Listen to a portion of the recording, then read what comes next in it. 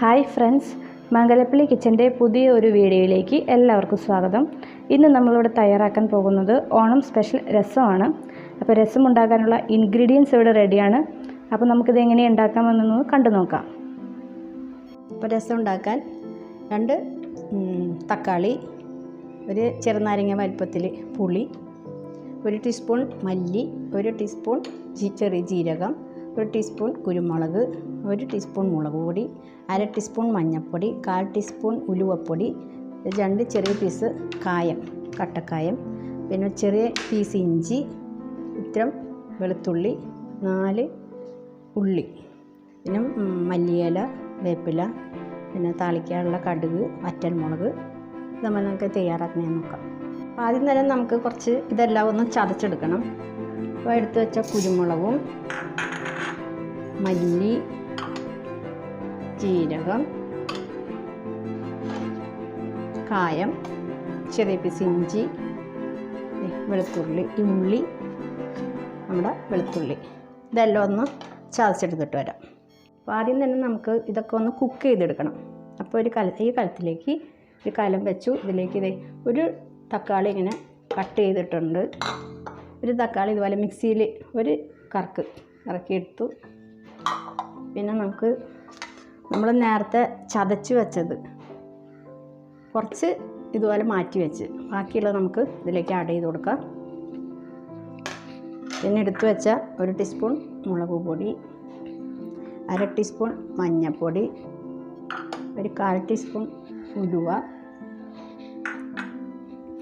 1 കതിര് കറിവേപ്പില, കുറച്ച് മല്ലിയില, പിന്നെ പുളി നമ്മൾ പിഴിഞ്ഞത് കലക്കി വെച്ചത്. ഇതിലേക്ക് ആവശ്യമായ വെള്ളം ആഡ് ചെയ്ത് കൊടുക്കണം.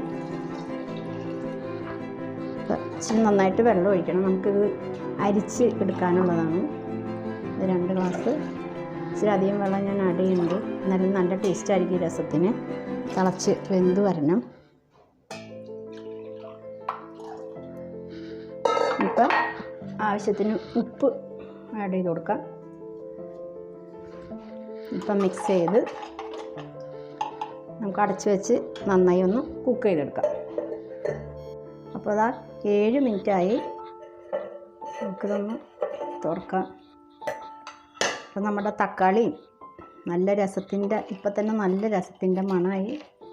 ഇതിലേക്ക് നമുക്ക് കുറച്ച് ഉപ്പും കൂടി ആഡ് ചെയ്ത് കൊടുക്കണം. പെട്ടെന്ന് റെഡിയാക്കാവുന്ന രസമാണ്. എല്ലാം പാകമായിട്ടുണ്ട്. ഇത് നമുക്കൊന്ന് അരിച്ചെടുക്കണം. അപ്പോൾ വലിയ പീസൊക്കെ ഒന്ന് കട്ട് ചെയ്ത പീസൊക്കെ തക്കാളിയുടെ പീസൊക്കെ നമുക്ക് മാറ്റിയിട്ട് ഇതൊന്ന് അരിച്ചെടുക്കാം. അപ്പോൾ അതേ രസമൊക്കെ ഞാൻ അരിച്ചെടുത്തു. ആ വലിയ ടൊമാറ്റോൻ്റെ പീസൊക്കെ ഞാൻ ഇതിലേക്ക് ആഡ് ചെയ്തിട്ടുണ്ട്. ഇനി നമ്മൾ എടുത്തു വെച്ച ബാക്കിയുള്ള മല്ലിയില കൂടി ഇട്ട് ഇപ്പോൾ എല്ലാം ചെക്ക് ചെയ്യണം ഉപ്പൊക്കെ. അപ്പോൾ ഇതെല്ലാം കറക്റ്റാണ്. ഇനിയിപ്പോൾ 2 മിനിറ്റ് ഒന്ന് കുക്ക് ചെയ്തെടുക്കാം. ഒന്ന് തിളച്ച് വരണം. ഇപ്പോൾ അതായത് 2 മിനിറ്റായി. ഇതൊക്കെ ഒന്ന് തിളച്ച് വന്നു. നമുക്കൊന്ന് ഫ്ലെയിം ഓഫ് ചെയ്യാം. കടുക് വറുത്തിടാം. കടുക് വറുക്കാൻ ചട്ടി ഒരു പാൻ അടുപ്പത്ത് വെച്ച് സ്വല്പം വെളിച്ചെണ്ണ ആഡ് ചെയ്ത് കൊടുക്കാം. വെളിച്ചെണ്ണ ഒന്ന് ചൂടായി വരട്ടെ. അപ്പോൾ ചൂടായ വെളിച്ചെണ്ണയിലേക്ക് നമുക്ക് കുറച്ച് കടുക് ആഡ് ചെയ്ത് കൊടുക്കാം.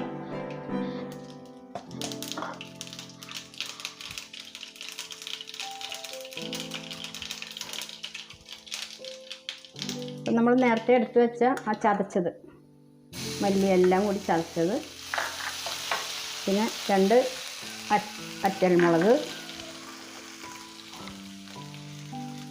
1 കതിരി കറിവേപ്പില നന്നായി ഒന്ന് മിക്സ് ചെയ്ത്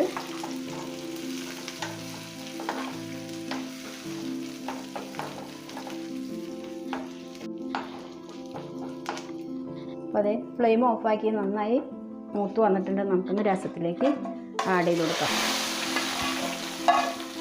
നല്ല അടിപൊളി രസമാണ് കേട്ടോ.